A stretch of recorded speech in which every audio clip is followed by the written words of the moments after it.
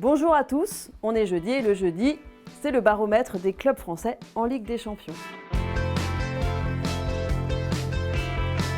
Alors on va commencer logiquement par le club le mieux classé, le Stade Brestois. On n'aurait pas parié ça en début de saison et pourtant ils sont là, ils sont 7e après 6 journées de cette phase de Ligue des Champions et ils ont 13 points, ce qui fait qu'ils sont déjà qualifiés pour les playoffs, ce qui est un exploit énorme. On les met donc en vert évidemment et complètement en vert fluo parce qu'il ne faut pas sous-estimer l'exploit de Brest dans cette campagne. On a dit au début, ils n'ont pas joué les grosses équipes, mais quand même le PSV, ça restait sur 2 victoires en Ligue des Champions et c'était une machine à marquer des buts. Et les Brestois, ils ont fait un match extraordinaire de solidarité avec un gardien monumental et ils ont réussi à gagner 1-0. Est-ce qu'ils vont tenir dans le top 8 ?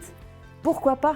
Parce qu'on a l'impression que rien n'est impossible pour eux. Alors, ils vont aller jouer en Allemagne contre le Shakhtar Donetsk. Pas impossible, pas facile, à l'extérieur, contre une équipe qui, elle aussi, va vouloir jouer ses chances. Et ensuite, le bouquet final, chez eux, contre le Real Madrid pour la dernière journée. Là, ils n'auront rien à perdre. On va pas se mentir, ils ne seront pas favoris puisque le Real aura besoin de points. Mais bravo, ça va être une super ambiance, quoi qu'il arrive. Et on est vraiment content de les retrouver pour la suite. Notre deuxième club en vert aussi, c'est Lille, puisque Lille aussi est qualifié pour les playoffs, ce qui est super après 6 journées, surtout quand on se souvient du parcours de Lille. Et là encore, comme pour Brest, on peut que les applaudir. Lille, ils n'étaient pas très bien partis puisqu'ils avaient perdu contre le Sporting, et on se disait, oh là là, avec les équipes qui arrivent, ça va être très compliqué.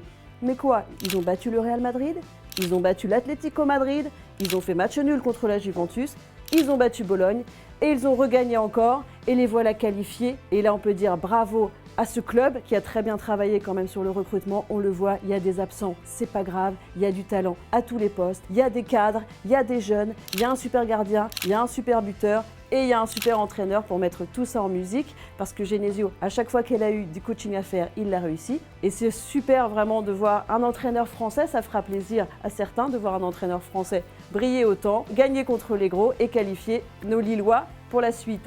Alors dans le top 8, est-ce qu'ils vont tenir ? Ça va être très compliqué puisque Lille se déplace à Liverpool à la prochaine journée.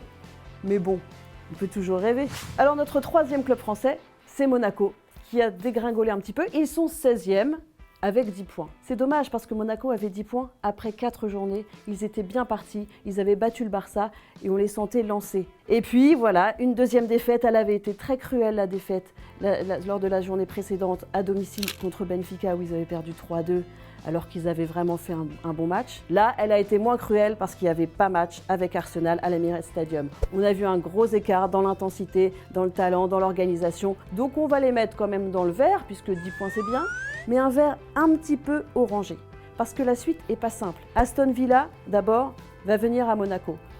Aston Villa est bien en Ligue des Champions, ils sont bien cette saison et c'est une équipe solide, bien entraînée par Unai Emery, mais ils ont perdu quand même à Bruges contre le club Bruges en C1, donc c'est pas impossible. Et puis pour finir, l'Inter à Milan, là c'est dur, ça défend bien, ça attaque bien, donc il faudrait un exploit pour aller prendre des points là-bas. Donc le mieux, c'est d'essayer de prendre un point ou plus contre Aston Villa, et puis comme ça on est tranquille pour la suite. Et notre dernier club français de cette Ligue des Champions, c'est le PSG. Et oui, le dernier club français au classement de cette Ligue des Champions, c'est aussi le premier en Ligue 1, ça change un petit peu. Les Parisiens sont à la traîne, loin derrière Brest, Lille et Monaco. Ils sont 25e ce matin avec 7 points. Il n'y a pas le feu et ils ont gagné enfin contre Salzbourg en marquant des buts. Ça fait plaisir, mais attention quand même, parce que la suite est vraiment incertaine. Alors on va les mettre plutôt dans l'orangé. D'abord, Manchester City au parc.